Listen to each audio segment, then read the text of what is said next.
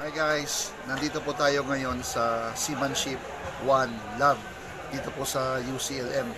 Dito natututo ang mga kadete mooring operations, mga knot tying, mga pagpipintura, mga paano mag-operate ng angkla, etc. Pinapakita sa atin ni Cadet Tagalogin kung paano gumawa ng bowline para gamitin sa stage. O kailangan i-balance yung tali.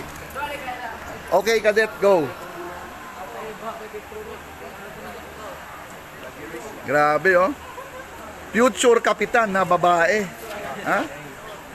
Dito mag-umpisa yan sa UCLM. Yan, i-balance. Yan. Grabe.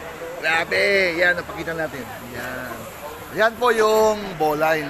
O, ginagamit yan para sa stage at iba't ibang mga purposes din.